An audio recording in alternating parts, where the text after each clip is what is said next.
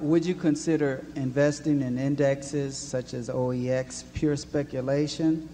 You're going to say yes.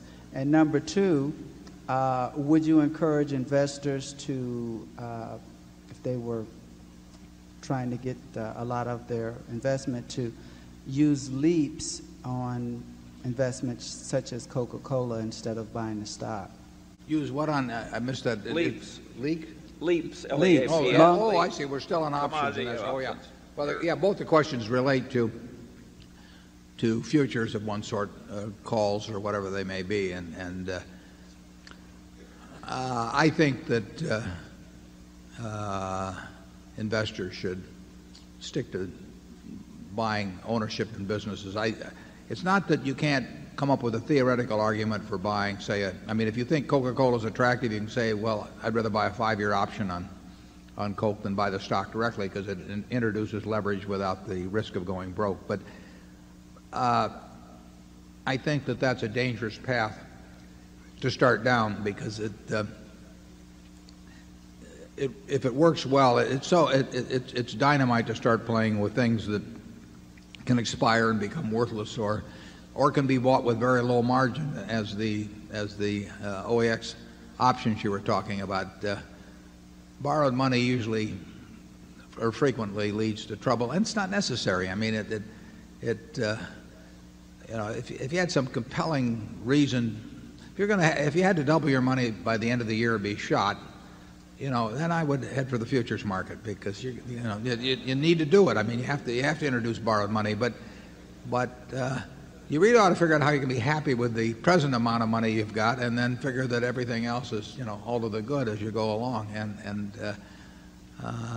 I don't think people, once they start focusing on short-term price behavior, which is the nature of buying calls or LEAPS or speculating in index futures, once you start concentrating on that, I think you're very likely to take your eye off the main ball, which is just valuing businesses. I don't recommend it. Charlie?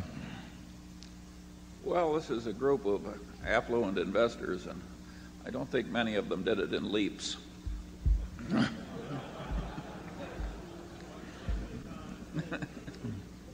Yeah, it's certainly true. If we'd operated Berkshire with considerable borrowed money over the years, it would have done very much better than it has. But nobody knew what that amount of borrowed money would have, the appropriate level would have been, and it wouldn't have made any difference to us. I mean, we have just as much fun doing what we've done than if we'd owned it on leverage and it had been twice as much. I mean, it's not the way we approach it. If you have X and you think you're going to be way happier when you've got 2X, it's probably not true.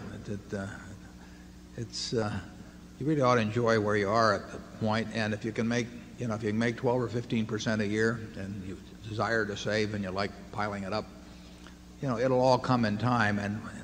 And why risk losing what you need, and have for what you don't need and don't have? It's never made a lot of sense to us.